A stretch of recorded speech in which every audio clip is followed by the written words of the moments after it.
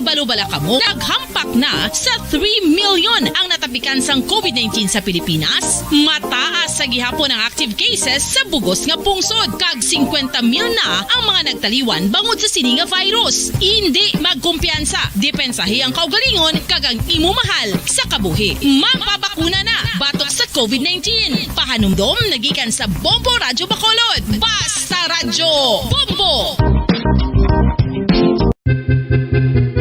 San o ikaw ulihi nga nag-ilis ang sponge nga ginagamit mo sa paghugas sa mga kitchen utensils? Ang kitchen sponge mga kabombo, ang mas mahigko pa sa toilet. In fact, ginpahayag sang microbiologists nga ang mga butang nga ginagamit naton sa pagtinlo sa mga dishes ang pinakahigko nga bagay sa balay. Sa isa ka pagtuon nga na-publish sa journal nga Scientific Reports, ang spongy bacterial colonies ang mas delikado sa aton ikaayong lawas. Bangod sini, ginarekomendar sa mga researchers nga dapat islan ang sponge kada simana. Ang kitchen ang lugar sa aton balay kung sa diin nagasugod ang mga new bacteria. Bangod sa human traffic kag food preparation. Bangod ang sponge ang masami nga warm, mabasa kag matrace ang old food. Ini ang ideal nga breeding ground para sa bacteria. Suno sa pagtuon, maayong idea nga tinluan ang sponge kada tapos gamit. Apang ginasuggest sa mga researchers nga regular nga islan ang kitchen sponge. Ang kitchen ang lugar sa aton balay kung sa diin nagasugod ang mga new bacteria. Bangod sa human traffic kag food preparation.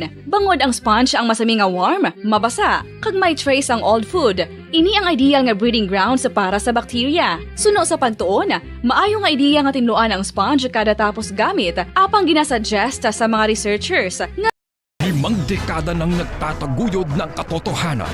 5 dekada nang nagtatanggol sa mga mamamayan. Patuloy na nagsasaliksik at mabilis maghatid ng mga balitang siksik at malaman. Patuloy na nangunguna sa mga issue, drama, promo at serbisyo publiko. Ito ang Bombo Radyo Bacolod, ang pambansang radyo ng Pilipinas. Basta Radio Bombo! Philippine Standard Time, 1 minuto na nakalipas sa taklalas 5 sa hapon. Bombo Radyo Bacolod. Basta Radio Bombo! Maayong hapon syudad sang Bacolod, kabugusan nga probinsya sa Negros Occidental, bugos nga Pilipinas kag bugos nga kalibutan. Iyan naman ang pagdunong namon sa inyo sa madalalag ko bago. Mainit-init pa ang mga balita diri sa Bombo News and Views Afternoon Edition. Subong adlaw Sabado, thank God it's Saturday, TGIS pet sa 12 na kita karon sa bulan sang Pebrero 2022. Mga kabombo, una kita sa aton sa mga headlines. Task Force Disiplina nagpanumdum sa publiko nga magsunod sa minimum health protocols sa Valentine's Day sa Lunes. Lab booth kag lab spa sa Silay City Police Station, agaw atensyon samtang nagilapit ang Valentine's Day. Samtama pumulo sa India, wala nagasaulog sa adlaw sang paghigugma bangod sa konserbatibo nga kultura. Bacolod Police Station number 4, wala nakakuwasag testigo sa pagpatay sa miyembro sa Aki Quadra Robbery Group nga si Arian Mark Salaver. Ibi Magalona Municipal Police Station kag Bacolod Police Station 1 nagatingwa pa nga makakuha sa CCTV footage angon sa paabdak sa ginsalvage nga si Julius Dumipig. Construction workers nagikan sa Cadiz City nga wala na silduhan sa employer sa syudad sa Iloilo, nakapauli na kaina. Amoy at mga kabombo aton si mga headlines. Kagaron, dito na kita sa mga detalye na sa ato nagapaunang nga mga balita upod sa inyo sining nga mga tagbalita. Bombo Pons, Espino. Sa ato nagapaunang mga balita, detalye sini magalibot ang Task Force Disiplina sa syudad sa Bacolod agud nga mapatuman ang minimum health protocols sa pagsaulog sa Valentine's Day sa Lunes, Pebrero 14. Sa interview sang Bombo Radyo sa pinuno sa Task Force Disiplina nga si Wilfredo Jolingo, pagka-checkeron ang pila ka mga establishmento nga masami ginakadtuan sa mga magkahagugma ka mga pamilya kon Valentine's Day kaangay sa mga restaurants, mga hotels, ka mga beaches nga nahamtang sa syudad. Kampate naman si Jolingo nga fully vaccinated naman ang mga tao nga nagaplano nga magwa o kon mag-date sa February 14. Nakigangot naman ang Task Force Disiplina sa bahin sa mga owners sa mga kalan-an kag lagawan nga ilang panumdumon, pirmi ang mga tao nga nagakanto sa ilang area nga hindi magkampante kundi sundo ng mga minimum public health protocol kadungan sa pagselebrar sa Valentine's Day. Nibalawan man nga nag-amat-amat naman ubo ang kaso sa COVID-19 sa syudad sa Bacolod sa mga nagligad ngayon adlaw. gusto mag-dinner o kung mag-lunch, usually may ara na sila nga daan nga mga reservation. Kasi ang sa mga baybayon ang na no, yung pagyan na sa aton nga mga beach owner man ati i-observe ang protocol amo nang libot-libot. So pinakadtuan na sila na always na sila na nga gina-remind nga hindi gid magkumpiyansa no kasi despite nga vaccinated kita mas maayo nga ma-maintain ta kay para nga aton kanami sige ang padayon sa negosyo. Amo ito ang kabahin sa pagpag ni Wilfredo Jolingo, pinuno sa Task Force Disiplina sang Bacolod. Nagaupo ng Silay City Police Station sa selebrasyon sa Valentine's Day kag makita na diri ang Love is in the Air nga ambiance antes sang Lunes. Pagsunod pa lang sa Silay City Police Station nagasugata na ang mag-in love ang love booth nga may dako nga heart, hugot line sa bar, stool kag lamesa kung sa rin sa ranggid maka-post agod nga makapa-picture. Sa Guasay Silay City Police Station, yara naman hamtang ang dating area nga Instagrammable man ang katahom. Sa interview sa Bombo Radio kay Police Lieutenant Gilmore Cuare, Deputy Chief for Administration sa Silay City Police Station, nagatutok ang hepe nga si Police Lieutenant Colonel Robert Pitate sa Community Relations gani na dihon ang ideya nga maghimo sa ma-designs may kang tanan sa adlaw sa pagigugma. Suno kay Cuare nga lawyaga ipabot siya sa mga kapulisan sa Silay City nga hindi lang lonsay pablatter paghimo sa police clearance kag puro reklamo ang masaming rason nga nagakadto ang matawo diri kundi mapakita man ang ginatawag nga love of the community. Bangod sini na human ang love booth sang desk sang police station nga puno sa nga makapukaw balatsagon kag makapahalamot o kon halamot nga mga hugot lines.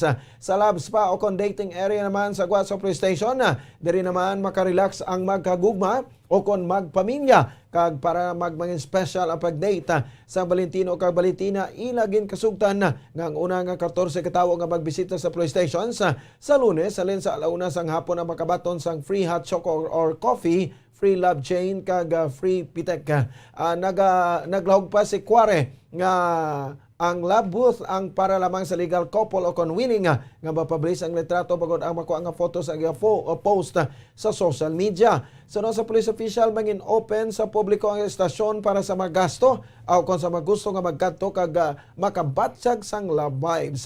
Sa karon nagaysanon pa lang ang Silay City Police Station sa Bilog Negros Occidental ang may amo sini nga tikang angon sa pagselebrar sang Valentine's Day. Naghambal si COP, amon nga Chief of Police, Police Lieutenant Colonel Robert L. Pitate. Kaya daw kakuangin sa iya more on community relation. Kag ang iya nga gin project nga Silay Cups at your service. Sa muna.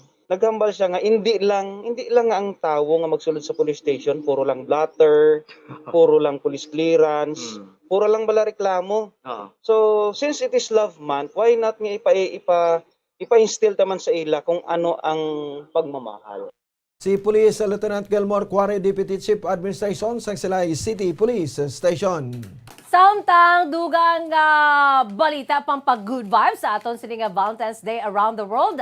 Una kita sa pungsod India, bukod sa konserbatibo nga kultura, tuman lamang kadutay. Ang nagasaulog sa Valentine's Day sa pungsod India. Sunod sa kay Bombo correspondent Maritesa Kalyan-Nakumar, nagikan sa may Tamil Nadu sa pungsod India, may influence na sa Western culture. Ang India apang wala ginasaulog sa kadamaan ang Valentine's Day, magluwas lamang sa pila ka bahin sa Northern India. Sa southern parts ng India, suno kay Kalyan-Nakumar, mga married couples lamang ang nagasaulog sa Valentine's Day, apang jutay lamang katama bangod conservative ang ila sini nga culture, kag subong man ang ila sini nga reliyon nga Hinduism. Sunod sa Pinay, may candlelit dinner sa restaurants kag may nagakadto man sa ang iba nagahimo sa mga pamatanon kundi married couples lamang. Ang mga single girls and single boys na malabi na ginayara sa kolehiyo ang ginadumlian nga magpakita sa motibo sa ilan na luyagan. Bangod nga nagasulod na diri ang arrangements ng pamilya gani ginatago na lamang nila ang nabatyagan sa kaugalingon. Suno kay Kalyan-Nakumar, may mga banaman nga nagahatag sang bouquet of flowers sa ilang misis nga Pinay apang jutay gid lamang. Sa pagkamatud suno sa Pinay, wala man gani nagahatag sang bulak ay bana bisan nga nakahibalo ini nga kalipay ini sa mga Pilipina. Suno sa Bombo correspondent, wala ginabaton sa mga Indians ang beliefs nga wala nagasanto sa tradisyon sa India gani wala sila nagasaulog sang adlaw sang paghigugma. ginaselebrar sa northern part. Dito Ang iba, nag-celebrate tungkol kay syempre damo foreigner couples dito. Samantala diri sa mostly southern parts ng India hindi masyado tama ka left. May nag-celebrate mostly young married couple. Yung ang pero mga single, yung wala ina kay sa nila sa kultura nila syempre medyo conservative gihapon. Ang kabahinsang panuaro ni Bombo correspondent Marites Kalyak Nakkumar na nakapamana sa isa ka Indiano dito sa Tamil Nadu sa Pungsod, India. Wala nakakuha ang Bacolod Police Station No. 4 sang witness sa pagpatay sa ginalegar miyembro sa Aki Quadra Robbery Group nga si Arian Mark Salaber sa Purok Kabakawan, Barangay Villamonte sa Miyerkules ang gabi. Sunod kay Police Major Richie Guhi ang station commander sa Police Station No. 4 nga gin-waive na sang pamilya ni Salaber ang request kay Pedalom sa autopsy examination ang bangkay. Tubtob subong sunod kay Guhi, wala pa sila sang ginasundan nga lead sa krimen kag nagatingo pa man nga makakuha sang nakasaksi. Sunod sa station commander nga nahadlok ang mga miyembro sa pamilya ni Salaber ka matupad balay nga magtindog nga witness apang sila ang nagalaom nga makakuha gyapon sang saksi. Nagpanawagan man si Goy sa sinuman nga may nabiluan sa krimen nga hindi magkadlok nga magpalapit sa iyang opisina agod nga matagan sa hustisya ang kamatayon ni Salaber nga mas kilala bilang si Jok. Until now, wala pa gyapon lead. Ang pamilya, wait na nila ang autopsy. Wala na nila yung autopsy. And then ginaulat na lang naman kung may makwasab lang ang mga possible witness to ang pamilya mismo. Kasi sa mga kaingon to, wala din kami kwaon ko sila. Then wala man sa CCTV, nakita nito lugar. Squatter. Si Police Major Richie Go ang Station Commander sa Bacolod Police Station No. 4. Si Salaber ang gipasakaan sa Bacolod Station Police Station No. 7 sa pinakamakaso bangod sa kalabdanan sini sa makrimen sa ilang areas of jurisdiction. Sunod kay Police Captain Elmer Bonilla, Station Commander sa Police Station No. 7, ginkasuhan si Jok sang frustrated murder kag robbery matapos ang gintiro ang persona nga iya ginhold up sa Barangay Vista Alegre. Ginkasuhan man ini sang karnaping kag robbery sa separado pagit nga insidente kag ginuhulat na lang kung tani nga mapagwa sang korte ang warrant of arrest. Bago nang nauna nga makaso ang ginungatan sa Police Station No. 7, wala na sila sa investigasyon nga patigonon bangod na file na ang kaso kag indi man ila sakop natabo ang pagpatay sa iya. May dua kami nga kaso na file sa iya. Ang isa to itong gin-hold up diri sa area sa Vista Alegre. Naging tiro niya to. So napailan na naman siya frustrated murder ka robbery hold up. Nandari naman sa DMA, na-file man itong kaso nga kuhaan ng karnaping kaga robbery hold up man. So kung lang naulat naman ng waran mga boss, kaya tanong serve naman. Kung naligay napatay itong ang dugang nga pagpahayag ni Captain Elmer Bonilla, ang Station Commander sang Bacolod Police Station No. 7. Samtang wala gyapon na establish ang Ibi Magalona Municipal Police Station kung ano ang motibo sa pagpatay kay Julius Dumipig nga ginwigit sa Hacienda San Jose, Barangay Damgo matapos ang ginaligar ginabdak sa Purok Boulevard sa may Barangay 13 Ciudad sa Bacolod sa Lunes ang gabi. Sa interview sang Bombo Radyo kay Police Captain Eric Doronila, ang hepes ng Ibi Magalona Municipal Police Station, nag-coordinate sila sa Bacolod Police Station 1 sa tinutuyo nga makakuha sang footage sa bayan sang CCTV camera nga nakakapture sa salakyan naging gamit sang nag-abduct sa kay Dumipig. Sunod sa hepe, hindi pa matumod ang motibo sa krimen, magudula na nagpakig-angot ang pamilya ni Dumipig matapos sila na-claim ang bangkay sini. Sa initial interview sunod sa kaduro nila, wala sa nahatag ang pamilya ng motibo sa krimen. Ginalantaw naman nga mahimo ginbilin lamang sa Barangay Damgo ang bangkay, apang sa iban nga lugar ginpatay ang biktima. cross coordination sir sa Station 1. Considering nga dito man sa ginabdak. Kag check kami sa mga actually mga CCTV sa area ginatanaw man namon para kung may makita kami nga description bala sa salakyan kung ano nga salakyan ang gigamit sa paghulog di siya. Ang kamay sa pagpay ni Police Captain Eric Doronila, hepes sang Ibi Magalona Municipal Police Station. Sunod pa kay Police Major Ramilo Sarona naman, ang Station Commander sa Bacolod Police Station 1, wala sa witness nga makapamatod na ginabdak si Dumipig sa Purok Boulevard gani hindi matumod kung nanugid ang matuntun nga natabo. Sunod sa kay Sarona, hindi ma-establish kung sa Barangay 13 ginpatay si Dumipig. Pagkanto ko to kagahapon sa investigador ko sa area, wala gyapon kami business nga makapamatuod sang sa ginaligar nga abduction. Padayon pa gyapon nang investigaran kag kantuan to karon sa treto ng kantuan karon sa investigador ko tong balay nila. Wala pa magid na establish kung diri gisa ginpatay. Ang dugang pagpahayag ni Police Major Ramil Sorona, Station Commander sa Bacolod Police Station 1. Nakapauli na sa syudad sang Cadiz ang mga construction workers nga gin-recruit agud nga magtrabaho sa syudad sang Iloilo apang wala nasulduhan sang employer sa Elmer Laborte sa barangay 6 sa Cadiz City kag malapit sa 50 ka iban pa ang gidala sa recruiter sa barangay Bacau, Mandurriao, Iloilo City sang Enero 25 apang sa baylo nga makabaton sang sweldo kada semana, duha na ka semana nga wala sila nasulduhan. Bangod sini nagdagop na ang maini sa barangay official sang barangay Bacau matapos ang pila ka adlaw na tigayon nagidman ang ilang pagpauli sa syudad sang Cadiz. Suro kay Laborte, alas 12:30 kay nasa udto nagbiya sa Dumanga Sport ang barko nga ilang ginsakyan mismo sa naipunong barangay Joel Alvarado kag nagtiglawas sa nagbulig nga Uswag Iloilo Party List ang nagdulong sa 29 ka mga construction workers salin sa Iloilo City. Pagkadto sa Dumanga Sport, pag-abot sa Bredco Port ang mga construction workers ang ginsugat sang bus sang Cadiz City Government. Ari kami subang support Dumangas. Gawitin kami nga malakat ng barko. Sir, dani siguro sir. Okay, mag-operan din kargaan ng truck. Okay. Mga tao. Walang idugay. Ala kami subang sir karoro. Ang kabayan sa pagpahayag ni Elmer Laborte sa pagpayangot sa Bombo Radio kay punong barangay Joel Alvarado ang mga workers ang ginatagan sang pamasahe. Nagatagman ang simbahan sa pila ka sako nga bugas nga pabalon sa mga workers.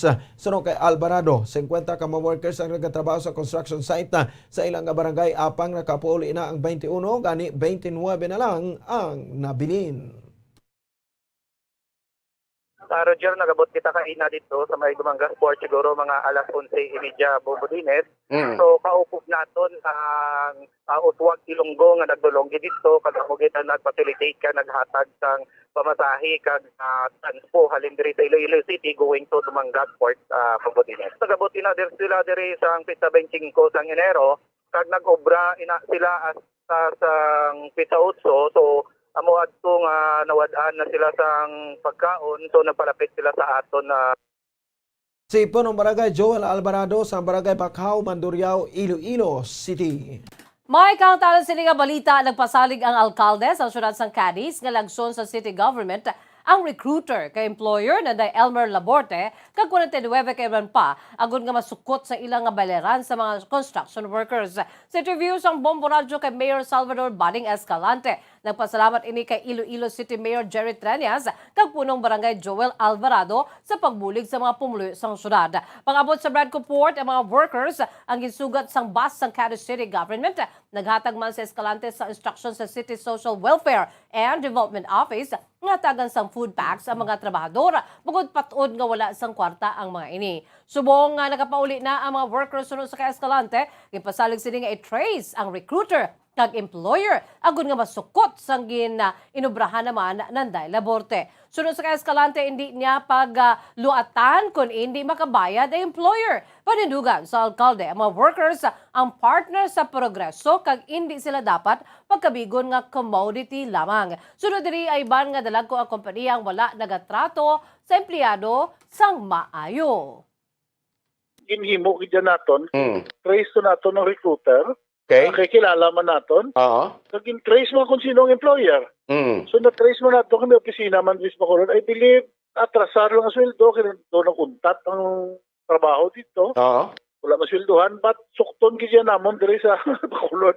So hindi ko ni pagliwatan kung hindi ko masukot ang balayran nila sa mga tao.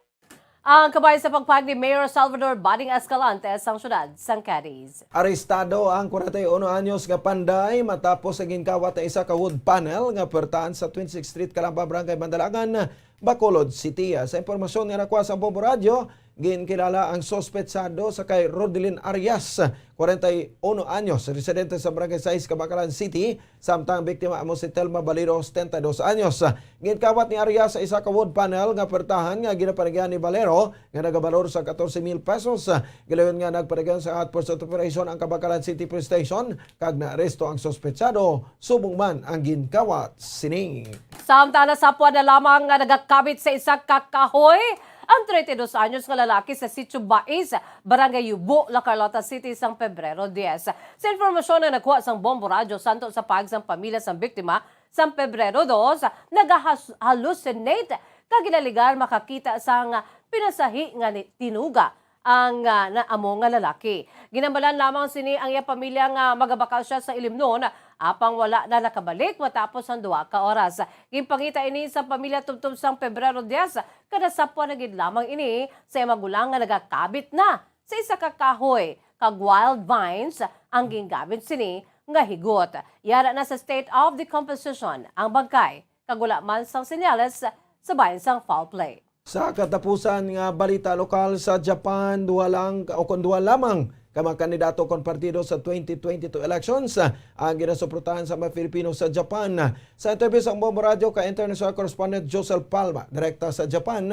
nagdangat sa kapin sa 300,000 ang mga Filipino sa Japan kag natunga lamang sanday presidential aspirant former Senator Ferdinand Bongbong Marcos Jr. kag Vice President Leni Robredo ang mga supporters. Sunod kay Palma, wala ini sa may nabatiano ko nakitaan nga mga supporters sang iban nga presidential aspirants. Sunod diri nagpanguna sa Japan si Marcos kag nagapangaduha lamang si Robredo. Meron naman sang ginatawag nga project hopping ka ang mga supporters si Robredo kung sa di nagaparegon sila sa programa nagahatag sa mga mensahe sa pagpalangga kag kalipay ang tagsa-tagsa ka mga Pilipino kag nagasabat sila sa pamangkot kon nga asel Leni ang ilang buton. Ang kwarta nga ila na agom o kon maagom sa programa ang ginagamit naman sa pagbulig sa mabiktima sang kalamidad. Samtang meron naman sa padigonon nga BBM Sara Chapter We Unite as One nga parada sa Pebrero 27 kung siriin magalawag sang isa ka oras o kung magalawig sang isa ka oras. Ang sara nga makatambong diri amo ang mga nakapreso lamang kag may ara sa official ID nga BBM Sara.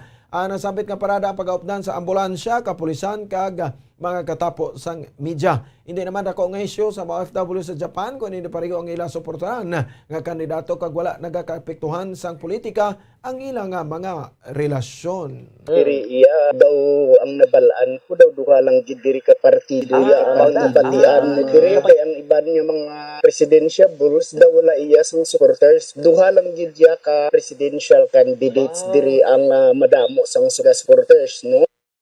Ang kabayan sa pagpahayag ni Bombo, international correspondent Josel Palma, direkta sa Japan. Philippine Standard Time, 21 minutos na nakalipas sa tak na 5 sa hapon mga kabombo. Kamuyad to mga kaundaan sa ato nagapangunang nga mga balita. Diri sa Bombo News and Views Afternoon Edition. Antes kita magtakop aton anay panumalikan na aton sa mga headlines.